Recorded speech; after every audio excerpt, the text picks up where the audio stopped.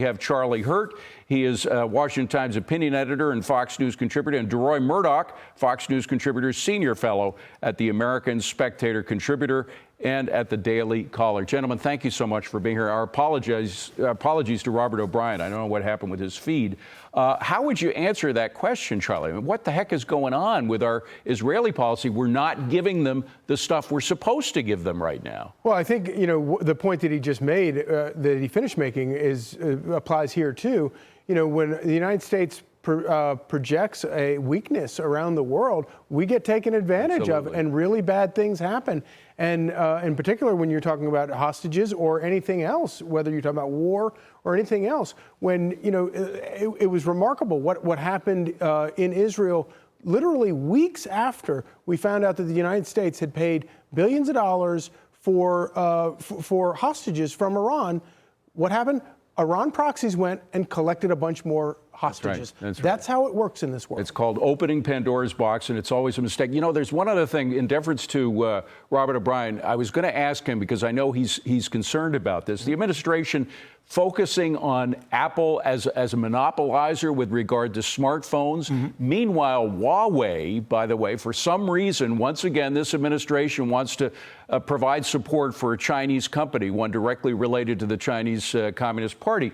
Huawei, their revenues are increasing dramatically. So is their market share. This attack on Apple by the administration, accusing them of monopolistic techniques in the way that they sell their smartphones, is directly supporting China. What is up with that? I happen to have been in Paris when former National Security Advisor O'Brien announced that the Trump administration was going after Huawei and trying to disengage and basically weaken them, set them on their back heels. He and I won the Washington Crossing Foundation scholarship. I've known him since he was in high school. We've been friends for many years.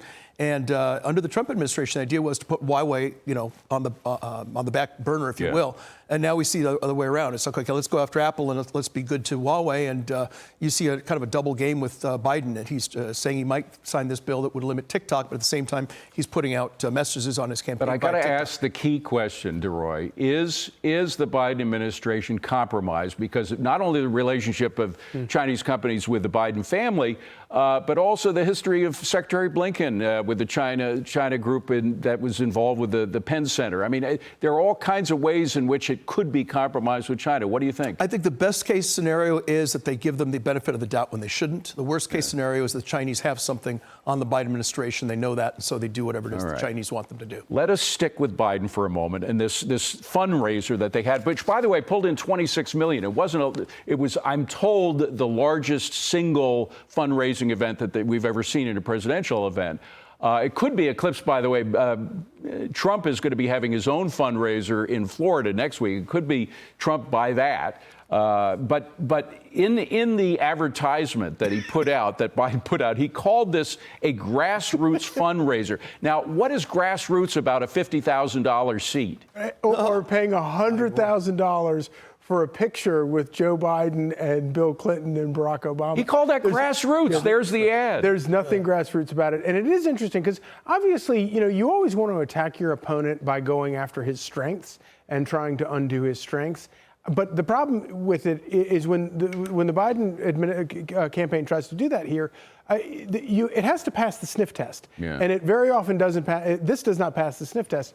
And, they also did this thing about attacking. He said, I'd play golf with Trump if I could force him to carry his own clubs, like as if Biden is somehow a man of the people and Donald Trump is not. And by the way, also as if Biden could actually carry anything. You saw he had to be carried into that meeting by President Obama and Clinton. Unbelievable. Well, then you have the contrast, Deroy, of President Trump at this wake for the police officer. Now, of course, Trump is a billionaire. Trump has a lot of money. He's going to have his rich fundraisers as well. But there is something about him that is far more grassroots. He does connect more with the cops, the grassroots cops, the people on the street, the builders, the folks in Michigan, et cetera. I just want to play a soundbite of what Donald Trump said about all this and why Biden was reluctant to go to that wake, where he may not have gotten in the first place. But roll that tape. I think that politically he can't support the police. I think he's also making a mistake. But I think politically his base won't let him support the police, and I support the police. They didn't even call the family. They could have called. You don't have to be a rocket scientist to know. Even a call would be perhaps. So, Deroy, has he painted himself in a left-wing corner with all of his appeals to the left side base of the Democratic Party? Yeah, I think Biden has very much has done that. This idea there's a grassroots event. Grassroots is in the putting green at Augusta, maybe something like that. But he is very much in the left. But I don't think he's been painted in a corner by the left. He's been there all along. He's been a left-winger his whole career. I mean, his lifetime American Conservative Union rating is a 0 most liberal, 100 most conservative, a big 13% throughout his career. So he's been left-wing all along. I think he was able to gaslight people into thinking he was a centrist, a moderate. Well, he did support that law enforcement law back in the 90s during the Clinton administration that a lot of people said made him enemies of the left wing of his party because it was so tough on law enforcement. But you know what I think is so interesting about that? The fact that he vacillates on those issues, the law enforcement issues, to me is further evidence. The guy will say whatever he needs to say in order to get elected. It's all about politics to him. And if you don't, I can't think of anything more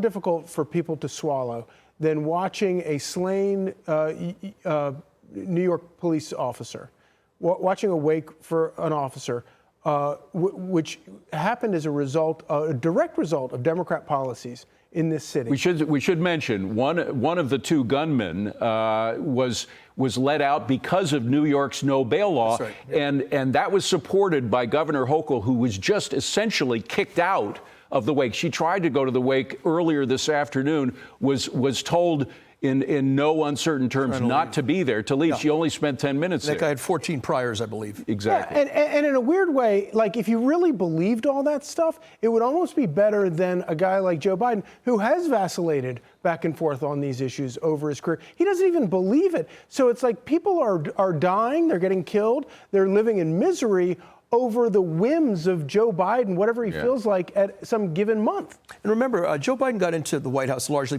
because he was the nice guy. He was so caring, Grandpa. Good old Joe. Good old Joe, right? And this man didn't even call the family. It's one thing if he says, look, I can't get out there. He sent the mayor with a message. Yeah, pass this along when you see him. What kind of nonsense? The president says you pick up the phone and you call. If you can't show up, you make a phone call and say, we grieve for you. America grieves for your family. What a terrible loss this is for all of us. He couldn't even do that. There's a cold-hearted man, not the warm, toasty man. I want to get this last one in here, which is kind of off the grid, but the FBI is trying to bury the infamous Whitey Bulger file. Whitey Bulger was an infamous criminal. He had a lot of contacts with the FBI. Some people say he had more contacts than they want to admit to. They're burying that file. They're not releasing it at all. There's a picture of Whitey Bulger. He, of course, was killed in prison. So, I mean, he kept somebody got him in prison.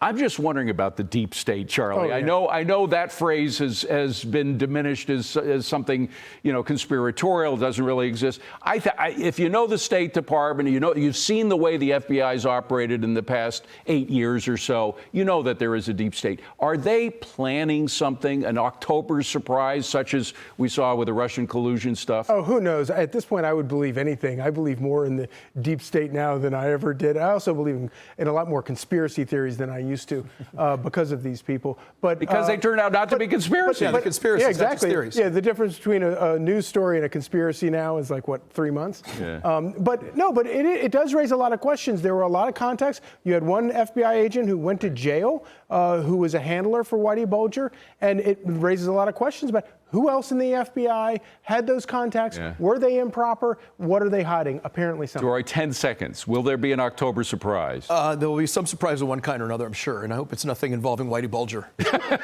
Deroy, Charlie, good to see you both. Thank you very much. And you can catch Charlie co-hosting The Bottom Line with Dagan McDowell tonight at 6 p.m. Eastern Time. I'll be watching that.